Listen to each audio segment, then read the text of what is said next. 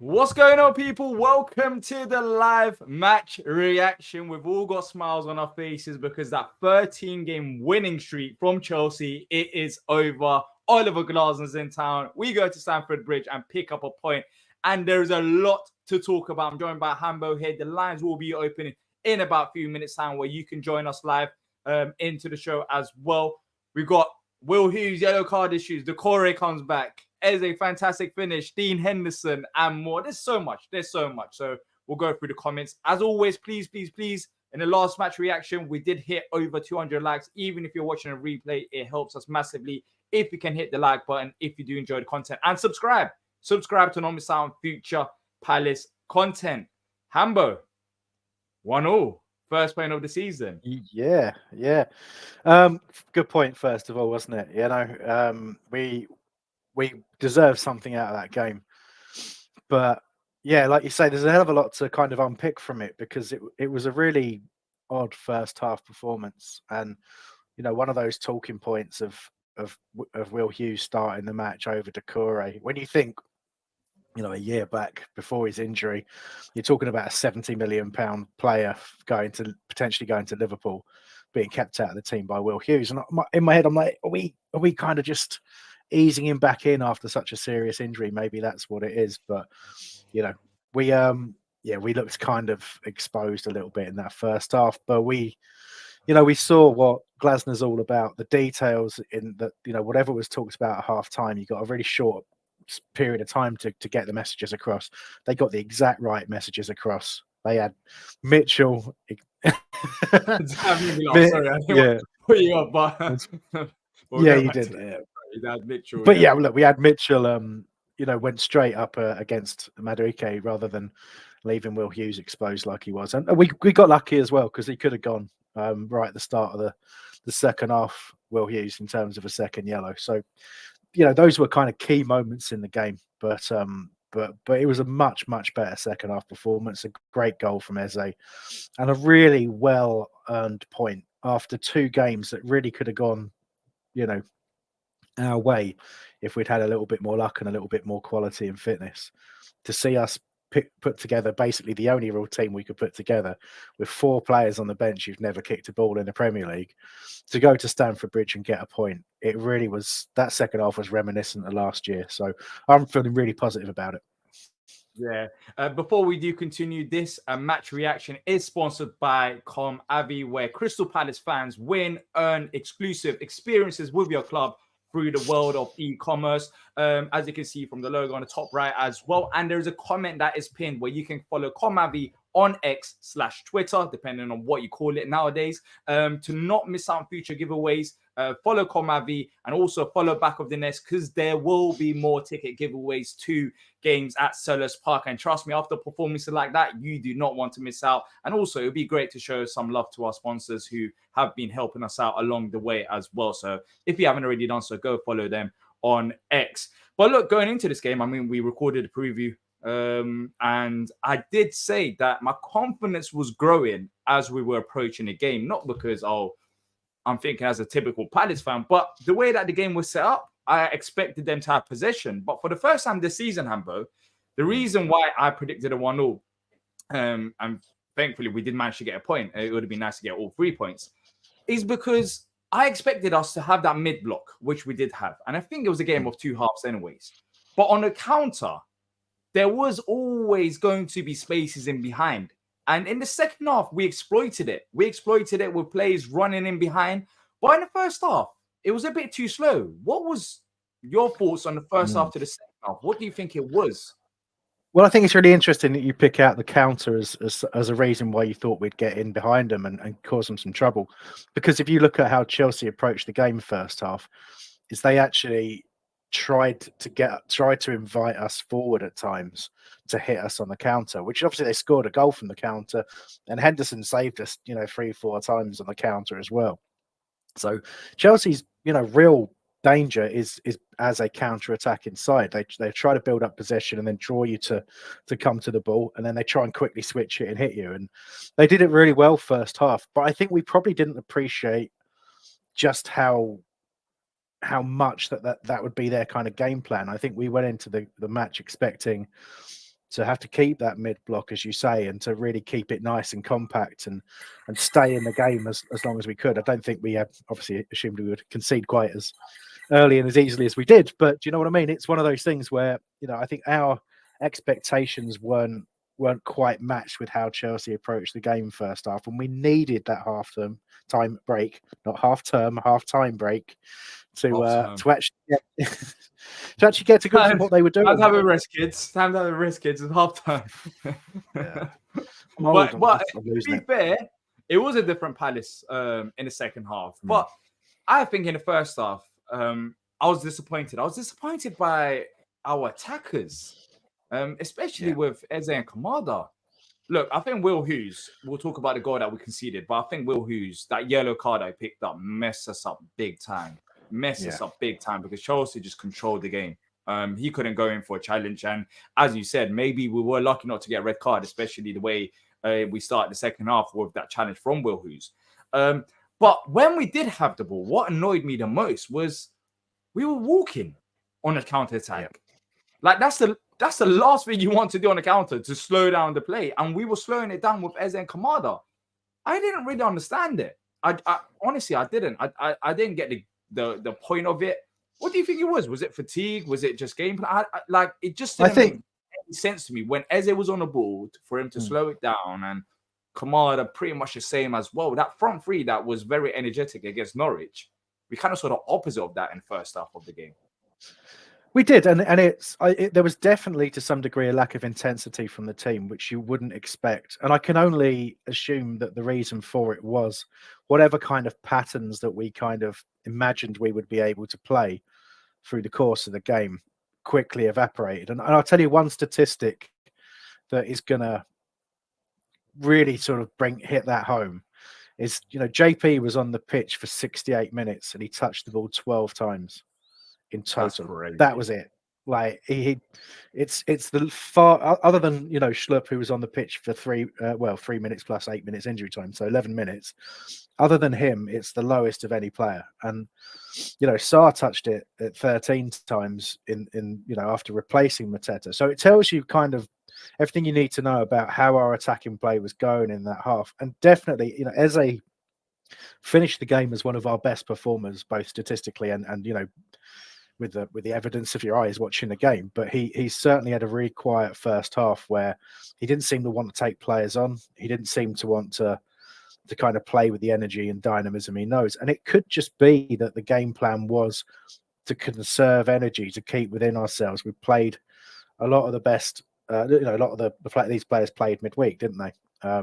So it could just be we were conserving a bit of energy. But and the final thing, I'll go back to what you said. I think Hughes, the early booking, and Chelsea did that really sensible, logical, tactical thing of having Madueke stand off, leave Mitchell and just stand on basically and draw Hughes towards him. So Tyreek would get forward and he wouldn't chase back quickly. And then suddenly you've got a complete mismatch of pace and trickery versus the mobility of Will Hughes, who makes me look quick. So I think that was key in the first half. And you look at when Ty was up against Madueke in the second half, he didn't get a kick, mate. Well, he got a kick, but Ty was just like facing him 1-to-1, just nicking the ball off of his feet continuously. And he had no real impact in the second half of the game. And that's what we did really well second half versus what they did well first half. Yeah. Look, the lines are open. I'll post the link once again. If you do want to call into the show live, you can do so by clicking on the link. Let's bring on our first guest of the afternoon, Tim, who was on a watch along. Big point today. What did you think of the game? The overall, the first half, second half talks, Eze's goal, the goal that we conceded. The floor is yours. I mean, what do you want to talk about? Nervy, but a great point. Yeah, I mean, Hughes, he had a tough game. He had a tough game, but I want to point out what Looney said in the chat there, that he did take a lot of fouls, and he's a great team player. I love Will Hughes. He's a great team player, but the difference in levels when Decore comes on, and I want to give a shout out to, I think the last 2 matches, we've had some legitimate questions about Oliver Glasner's subs. The second that Hughes does not get the second yellow on the Palmer foul, which it could have been. Let's be fair. And Chelsea fans are going to absolutely lose their mind. TalkSport is going to be an absolute circus. Rory Jennings is going to be volcanic about that, Hughes not being sent off. We know that that's going to happen. But the second that he doesn't get sent off, Decore's on, and it changed the game. It absolutely changed the game. We're cutting out more balls. And I would also say the other thing that changed the game, D, I'd be curious how you see this. When Mudryk comes on, and Fernandez, T pointed this out to me on the watch along, Fernandez moves into the back line and abandons the midfield. And in the second half, with Decore in there, forget about it. That midfield was ours. It was ours. Decore is running riot through that midfield. He was fantastic and controlled the match. And Fernandez was in the back line. So that was great. I mean, it's a great point. There's more to do. Obviously, there's a lot more to do. But I think the very hopeful thing is none of the signings. And I think we had a pretty good window.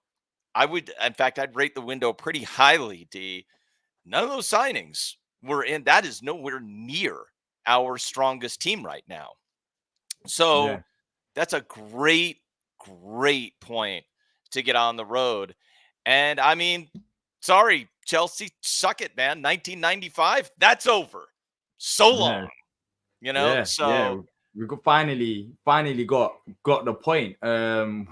Which feels like, of course, it has been a while. But I think what's telling is Decore for me was fantastic in the second. He really was. He really was. And I mean, I've been waiting for them to play together for a long time, and it hasn't worked out one way or another. And I think the biggest thing was, Tim, is the fact that I think Glasner is a very smart man. I was actually shocked that he didn't bring on Decore at halftime. It seemed like he was trying to hold on for as long as possible before bringing him on. I think that makes it even more special with Decore's performance, that he's not 100%, yet he can still put performances like that. It's so important to have him after the international break, isn't it? Oh, that is no question. I hope that he gets full fitness so we can see, because I think there are some things that I think we can see that about this squad that will give us a lot more hope. Decore and Wharton playing together, and it does look like, again, I'd be curious how you see this, but when Decore is back there and he's going to be out there cutting out balls, it gives Wharton so much more freedom.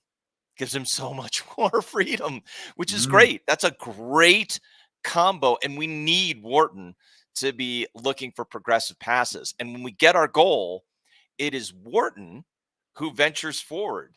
He dribbles into space. He takes a shot, it gets blocked. Then Decore's in there. He takes a shot, it gets blocked, and it drops to Ebbs, and Ebbs ain't missing that. He ain't missing that. That's a great curler, and we get a well-deserved equalizer. But the other man of the match for me, bar none, without question, Dean Henderson, 6 saves. As much as I love Sam Johnston, and I think he was pretty good for Wolves yesterday. Well, the goal that they conceded probably could have done a bit better in their corner. The goal but I mean, other than that, he did make some big saves. Yeah, he was great. I thought Hendo was absolutely fantastic. I think. I mean, not okay, it's not perfect, but I think he was stone cold man of the match. I was talking about Sam Johnson. I mean, Hendo was fantastic. Oh yeah. Yesterday, I mean, the goal. Yeah, for sure. But Henderson today, I mean, people are saying that's their man of the match. Hendo. I mean, he was absolutely terrific. So I think it just we see what now Oliver Glasner sees, why he gave him the number 1 shirt. And he looks good. So this team, I think maybe the thing I'm most excited about, guys, is that this team has a lot of room to get better. And I will also say, we know coming out of this window, there's a lot of things that'll be interesting. But we come out of this window with some excess cash. So I don't know if we're going to look for price dislocations in January, but I'll make a reckless prediction here, D. I wouldn't be surprised if that wingback. I mean, I know we need the wingback cover. That was the missing piece for me. Don't be surprised if that comes during the winter window. Don't be surprised. We got cash. We have used 0% of our budget. Don't be surprised if it comes. Yeah, 100%, 100%. Let's quickly talk about the goals before we move on to other guests. For me, the first one, that yellow card, as I said, messed us up because he can't put on a challenge there. Hughes and his pace, of course, his pace was a bit too slow for the first challenge. Otherwise, if he didn't have the yellow card, he could probably take him down and stop the counter attack. It was an annoying goal to concede. I mean, we've seen it a few times down our left-hand side. Is that an area that you're concerned about with Mitchell sometimes pushing forward and not having? We knew that was going to happen. Don't you think you knew? I mean, we were talking about this game, the West Ham game, and in this game as well. Yeah, down the left-hand side. Well, this is an area that I think teams are going to look to exploit because we know that Mitchell and Munoz are going to fly forward. And in this particular case, we knew that, I mean, we knew that Madueke was going to get the ball a lot. You know, he's pacey, and you're going to try to get in behind. I thought we did okay after that goal, but we did get, I mean, you know, we got a little bit reckless there. That was on the first goal. Can you correct me if I have this? Up as well. I think Gay, that's the one, right? Yeah, Gay, that's the gap. Yeah. Gay pushes way up, and so we are double exposed on the back line, and that's just, I mean, in a Glasner system, is that enough of a sacrifice for me that we're going to push up and we're going to take chances, and occasionally we're going to leave ourselves open? I think we need to be better there, D. But at the same time, I'm not going to kill Glasner for that. That's the system. So sometimes that's going to happen. Well, the difference is going to be when Chalobah and Lacroix comes in. They have that pace. They're going to be adequate covers. And I think down the left-hand side, we're going to be sorted. But as a fantastic finish, which was well taken from him. But just quickly now, I mean, international break, I personally feel like it couldn't come any sooner. It was, of course, 3 points would have been better, but this is such an ideal scenario. Pick up a point against Chelsea, got the new signings, as well as a much-needed rest because, I mean, Wharton today, he looked knackered.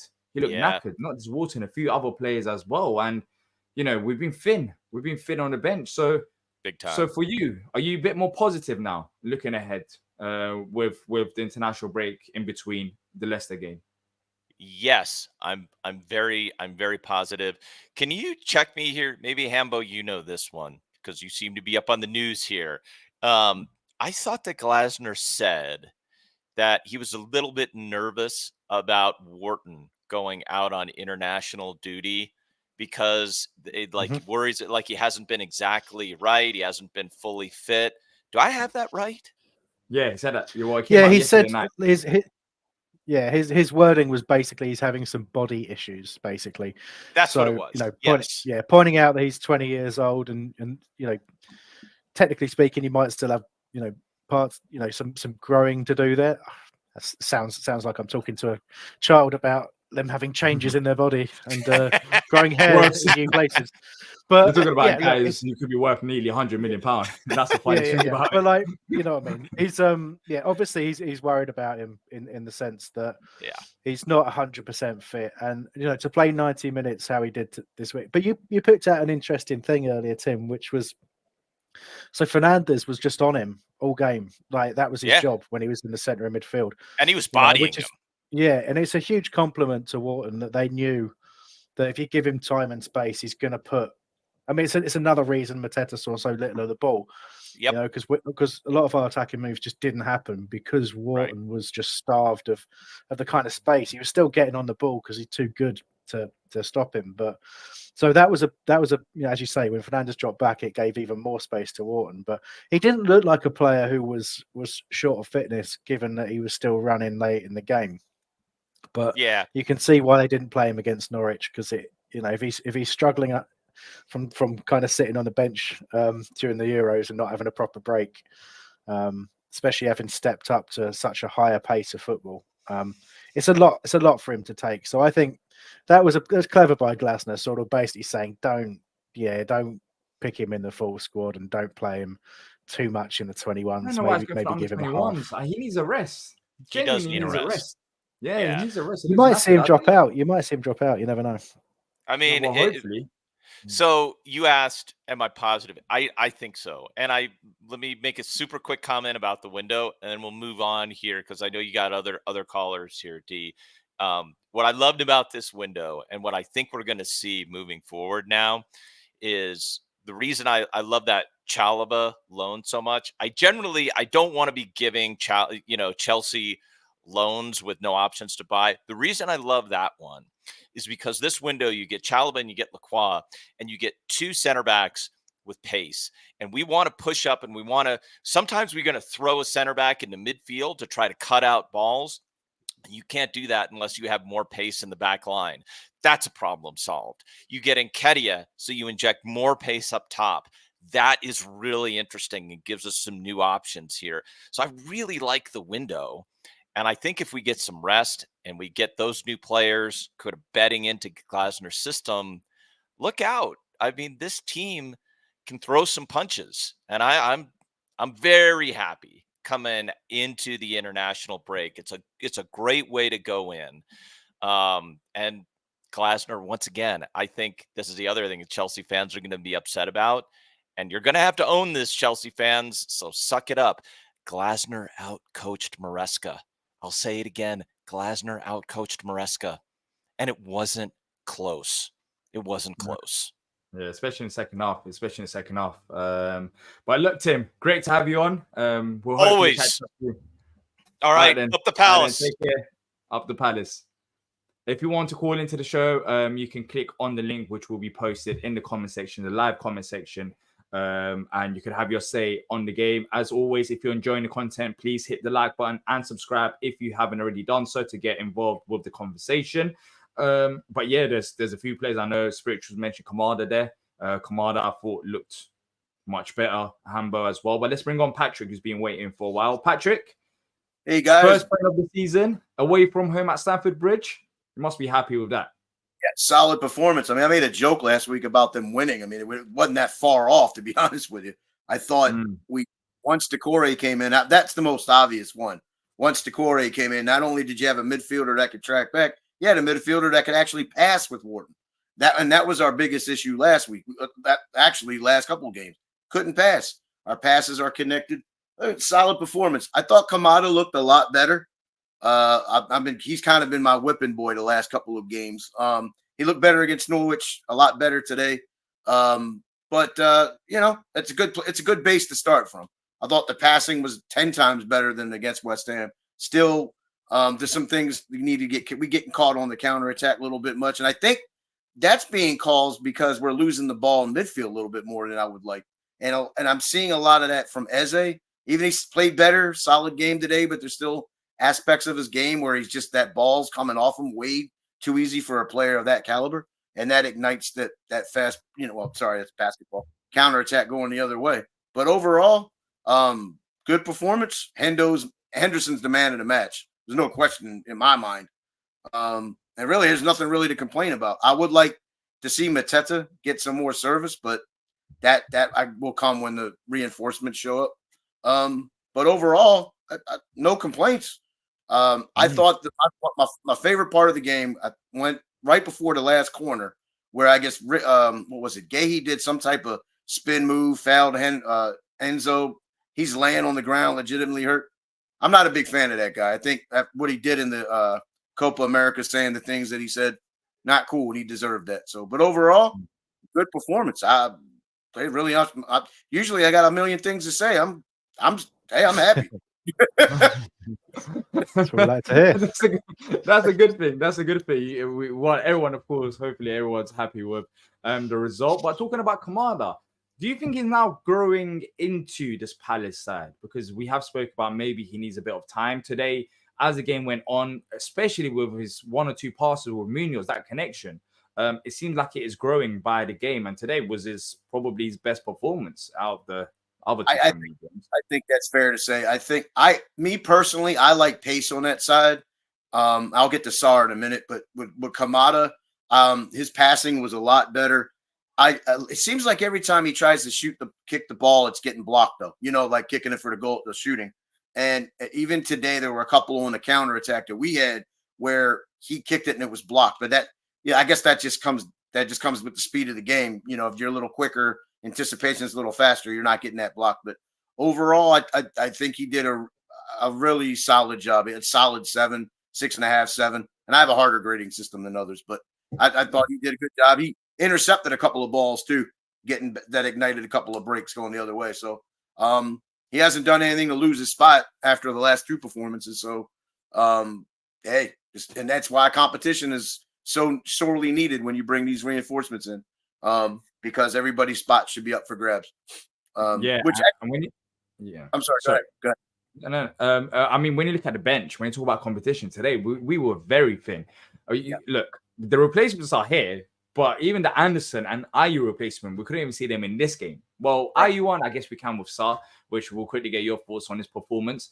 But I mean, we had about 4 academy players. I think it was 4 on the bench, and then on top of that, these players the players out on the pitch look tired, so we didn't really have that many options. But the international break is going to come at a good time. Sarr came on the pitch. We haven't mentioned him.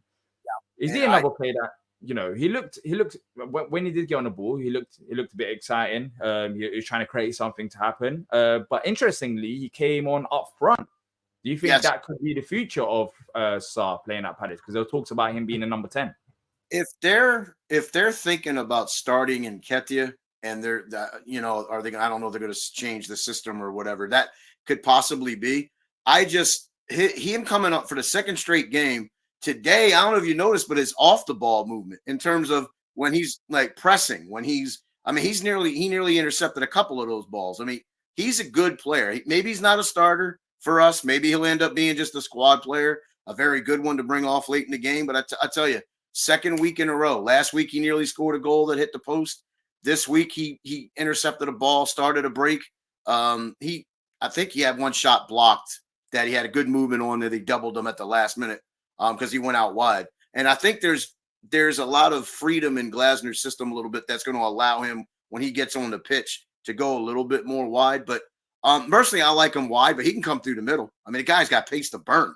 And probably, to be honest with you, he probably hasn't been properly coached since he got into the Premier League. He had 13 coaches at Watford, then the 1 year at Marseille. Glasner's probably by far the best coach is going to end up coaching this guy. And and for 12 million, good piece of business. I'm a big fan of his. Even if he just ends up being a squad player, if he can make an impact like he's done the last 2 games, I think we're going to be in really good shape because that's what you want. You just want your to make an impact. Can I jump in on that? Because I have to say I totally agree with that, but especially on the fact that he hasn't had a coach like Glasner before. But I think he needs one because there were lots of positives to what he did, in terms of running the channels, making himself available. And there was actually one moment that I thought Wharton was going to play him in, and he just held off a little bit too long because Sarr was so quick. He'd got right up to the line and he had to check the run. So there was a good opportunity to play him in very early on. Interesting to see him running the line and all that kind of stuff and running the channels. But I think going back the other way, when we surrendered possession and Chelsea had moved up as a unit, he was very much I'm playing up front, so I don't really have to do too much pressing.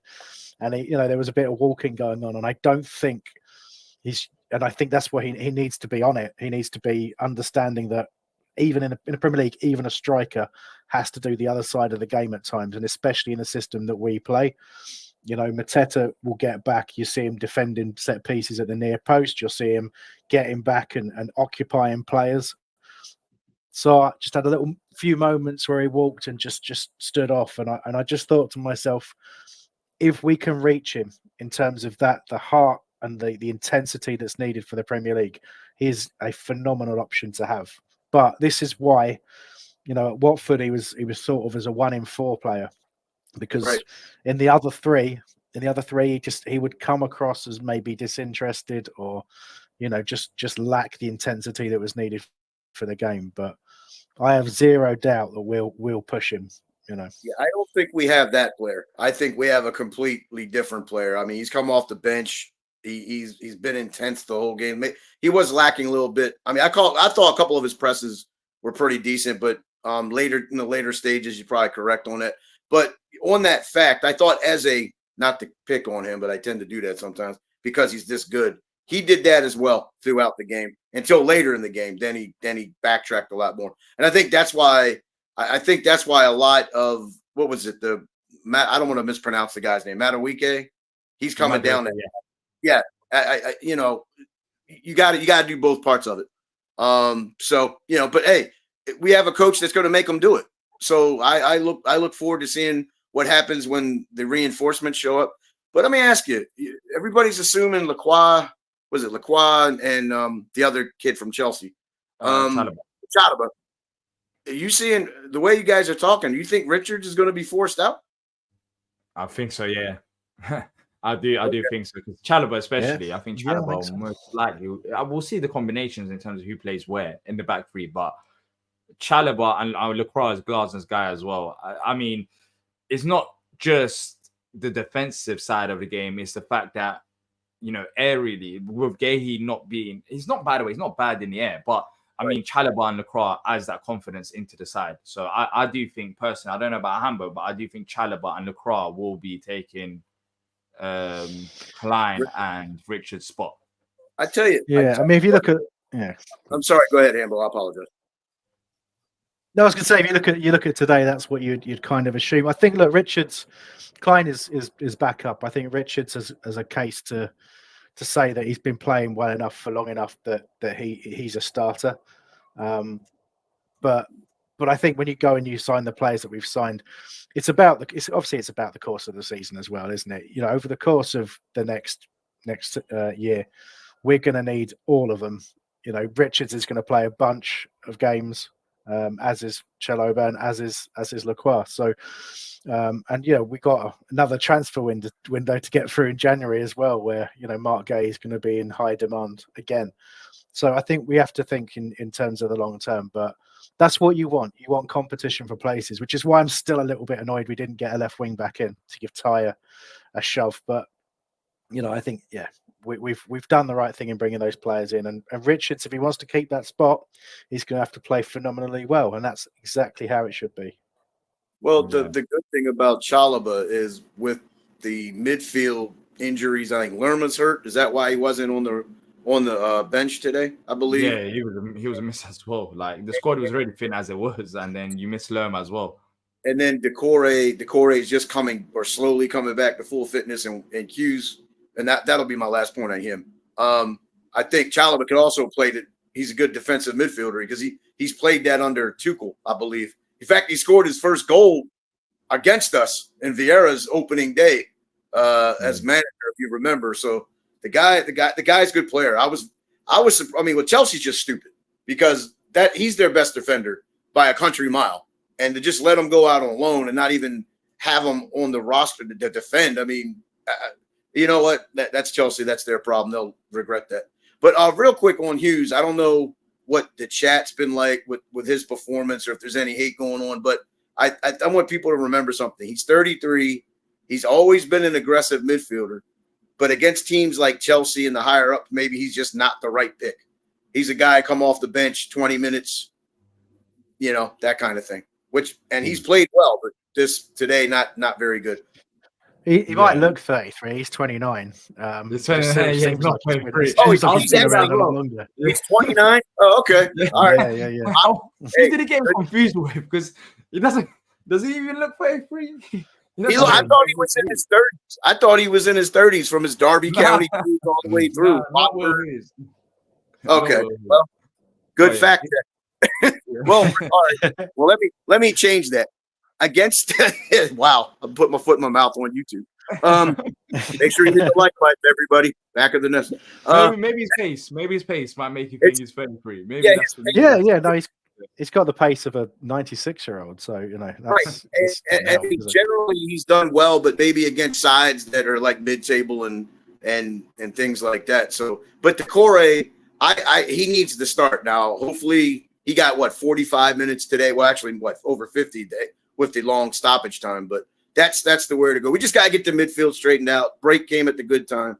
So I know you guys got other people, but overall, real good. Keep up the good work, guys. All right, then, Patrick. Thanks for calling in. Take care. Cheers. That's Patrick having to say, if you do want to join us live, you can click on the pinned comment to join us right now. Whilst we go through the comments. So yeah, I mean, Hamber, we have covered the goals. It was a nice goal from Eze. Defensively, could have been a bit better, but I think when these defenders do come into play, I think that's when we will be better on the counter, dealing with the counter, especially down the left-hand side. Because I don't expect Midfield to not push forward, because that's what he needs to do in the system. Otherwise, we have no width.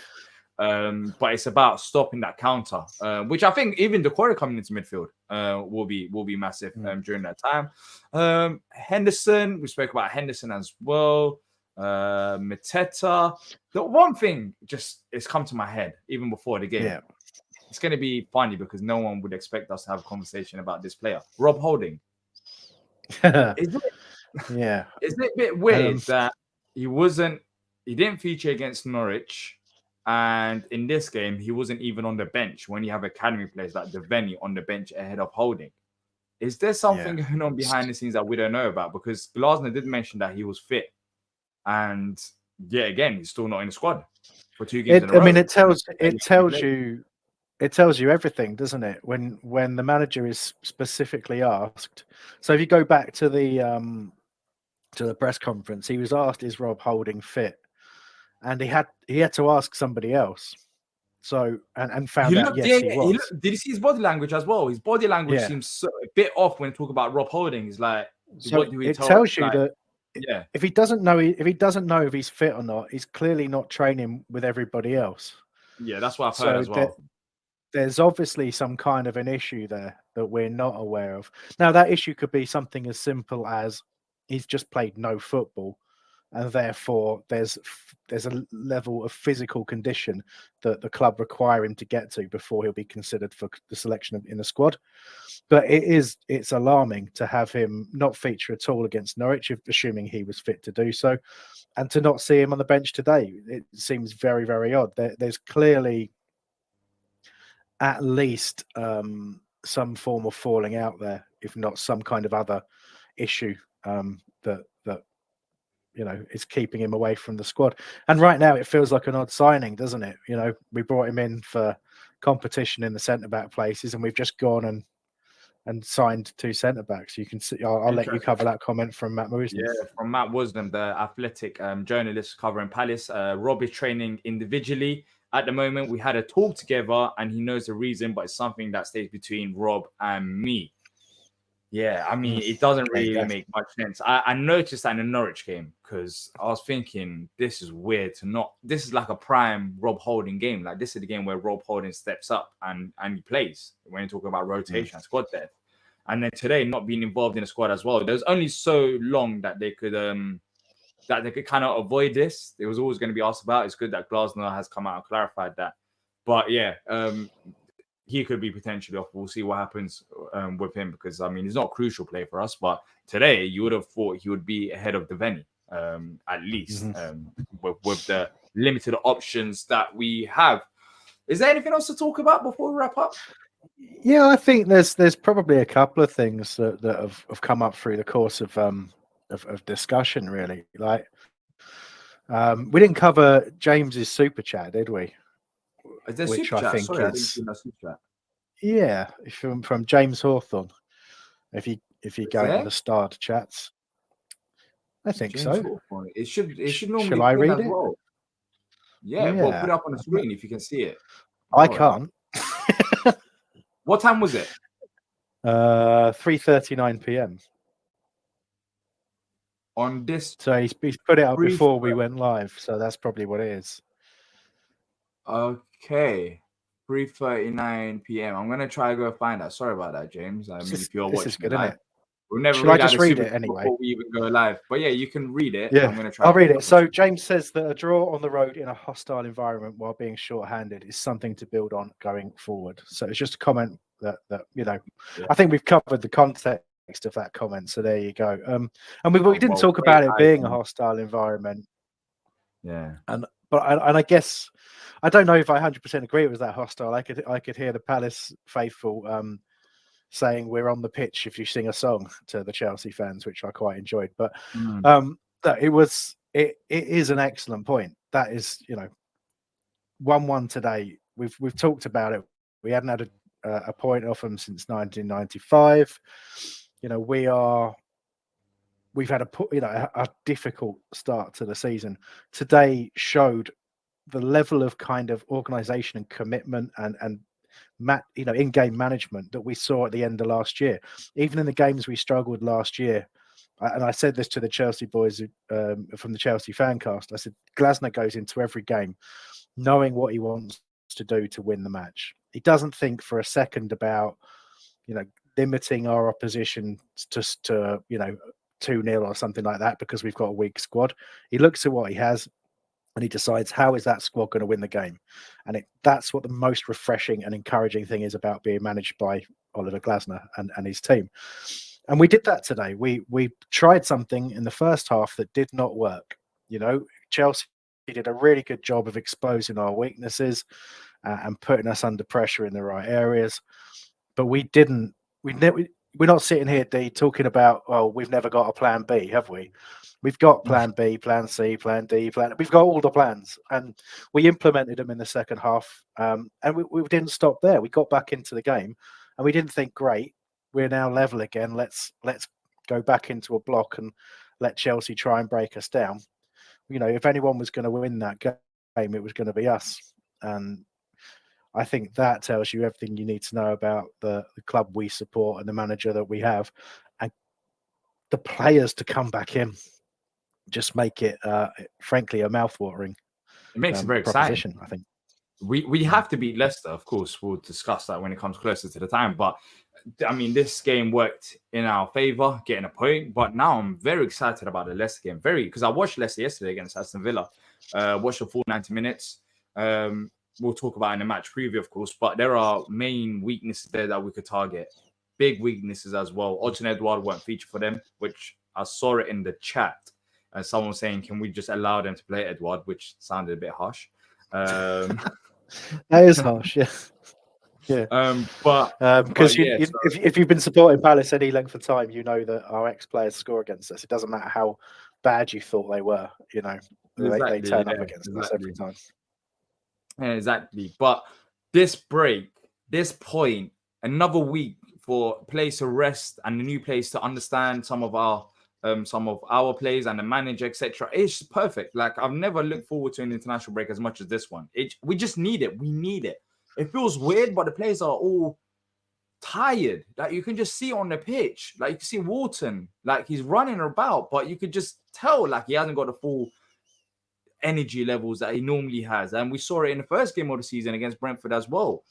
And that is why we've needed this break. And this break is coming at a very good time. Very good time to improve in certain areas that we need to improve on. Embed the new players. Have a bit of a break and go again. And I'm excited. I'm really excited by that. There was a comment here from Lewis. I thought I'd bring it up. Why was Madueke shushing Palace fans after the first goal? I think the reason for that, because I was watching the game with the sound on, is because Palace fans were basically taking the piss out of him after... I think he had a missed shot. I forgot the words that they used, but yeah. And then I think he took that to heart. So when they did end up scoring a goal, he basically said this. He's done this, and he said, "Shush, you're talking too much about that." Yeah. Then again, Madueke had a bang average game, and he was in Mitchell's pocket. So yeah. Remember, he was a Palace youth player. Yeah, he was originally before he went to Spurs, and then PSV. So I think that. Maybe we were giving him a hard time about that as well. But there you go. I'm confused about this comment from them. You're saying, just seen the goal now, slow our stream. The game is over like about an hour ago. What goal are you seeing, right? Slowest stream I've ever seen in my life. I've seen some slow streams, but an hour behind. Watch it on demand. But yeah, I do want to say as well, like defensively, we haven't been great this year, have we? Like first couple of games, we've had some sort of major errors, and I did think that just if I want to not, attack the kind of positivity, but if I just want to try and give a little bit of balance and say that there are still things to be a little concerned about, I do think that the goal we conceded was very, very sloppy. And as you said, similar to what we've seen all season. Yeah, like we know the centre backs are allowed to push up, but Glasner's not saying the centre backs push up and go for a. Yeah, I've just seen the explanation. He's not saying the centre backs push up and nothing else happens. It's just an extra body going forward. I think the point is you're supposed to cover when that happens, and we didn't. We allowed a 4-on-2 situation to develop really quickly. And I just think, when you're thinking about the work that you do in this international break coming up, I think a lot of it has to be focused on that team shape and the kind of the exchange of positions when somebody goes forward from the back, when somebody gets kind of, when you see your teammate being isolated, when you see Will Hughes constantly being up against a fast, pacey, tricky guy, you have to be able to deal with that on the pitch, not scrape through till half time. And those are the areas I think we have to work on. And if we will do, I know we will. We got a manager who works on those details, and that's why this should still be a really positive, good season for us. Yeah, I'm very excited about the season, especially after our business on deadline day, plus what we signed, the players that we signed beforehand. I think that bench is going to look, it's actually going to be funny. Look, I think that was one of our weakest bench that we could put out there. I can't remember. There must be a time where the bench has been worse than that, but surely not. Like you'd think there is, but surely not because of the amount of academy players that we put on the bench. But the funny thing is, in the next game, I expect it to be one of Palace's strongest bench in the last 11 years. So we're going from one end to the other end because of all the new signings, of course, coming into play as well. So yeah, look, it's very. I mean, it's exciting times. We've seen what Glasgow could do last season. In the second half of the Norwich game, we saw glimpses of what we've done end of last season. In the Chelsea game as well, with Decore coming in, we saw similar things. We are getting there. We are close. We are close to unlocking the full potential of this side with a squad that's been struggling at the start of the season, whether we're talking about depth or whether we're talking about fatigue as well. So yeah, it has been bit hard to get the points on board. I mean, the Brentford game was frustrating, so was the West Ham game. Because despite that, look, I don't know about you, Ambo, there's never been a point this season where I've said that. Well, it's only 3 games, but in the Brentford or West Ham game, where I've said, "Oh, you know what? We were shocking. Like we didn't do anything. Like it's been fine margins all along. Fine margins against West Ham. Yeah. If we were clinical enough first half, then we're 2-0 up at least. Same in the Brentford game. If the referee didn't mess us up, we're 1-0 up, and then the game could change. Like we've been good this season, despite us not being, as I've said, not having the depth and not being at the fitness levels that we expect us to be at. On the balance of play, excuse me, you could certainly argue in terms of events. We could have, I mean, it's just so true. You could argue in the course of events, like we could have actually been sitting here with 3 wins out of 3. We could, like, if things had gone a little bit differently. But you could also look at today and say, yeah, we could have won the game. But without Dean Henderson, we wouldn't, we Chelsea would probably feel aggrieved not to take at least one more chance. And we have, relied. But that's what you do. That's why we spent 20 million on Dean Henderson. And a lot of people questioned it at the time. But, he repaid some of the fee with a performance like that today. So you get quality players in because they can make the difference. And your goalkeeper can make a difference in a game, like we saw today. So I think you're absolutely right. We haven't been awful. There's never been a point where even in the 3 games, there's no point in any of the 3 games where I've been watching thinking, I cannot get any enjoyment out of this. And that's, I'm sorry to say that I've had a lot of games where I felt that way over the last couple of years. I cannot find any way of getting anything out of this game that gives me some satisfaction, but that's not the case at the moment. And But we could and should have played better at times, and we certainly shouldn't have conceded some of the goals that we have early on in this season. And seeing how we played against Norwich on Tuesday, that really did remind me of just how good we can be. You know, the early goal made a huge difference, but we, we're capable of so much, and we need luck. We need to be able to take our chances. We need a bit of luck. We need a couple of players to step up, and now we have that real competition for places, and we're starting to develop lots of different options where you can shift things tactically. You don't have to abandon the system, but you can imagine a time where we need a goal and Nketiah's up front with Mateta. You can imagine, deciding we need. Even today, when I'm looking at that game, I'm thinking we are going to be better than this. That's the scary part. We are going to be better than this when all of the players come back, when the new players also come into the side as well, when we improve the fitness levels. So that's what gives me the excitement. Because yes, we went today and we managed to end that 13-game winning streak for Chelsea, and we got a draw. When someone asked a question saying we beat them in 2017, what are people talking about in 1995? That's because that's the last time we drew against Chelsea, I believe, in the Premier League. So, the main difference is, yes, we've improved the squad. You can make that argument, but the difference is we've got a manager who's got the right mentality at this football club. That's the biggest thing about it. That is why that streak today, that's why I had confidence that we could end that winning streak for Chelsea, because of the man in charge, the confidence that he gives to the players. So yeah, look, please, great way to end it. It's a sunny Sunday in London as well.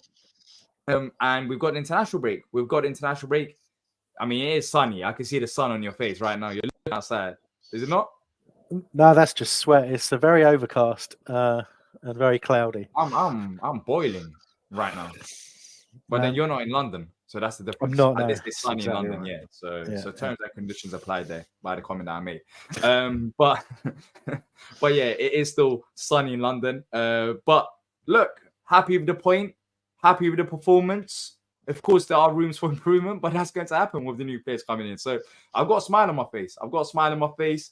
And we've got a nice little break. Of course, we'll still be here next week with if there's any other news, but it might be a bit quieter than what you normally expect in terms of content, especially with no preview, no reaction, etc.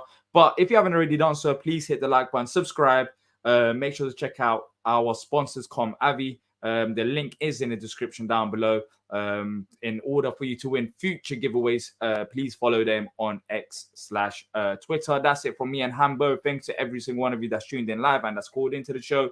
And until next time, up the palace, keep safe, people.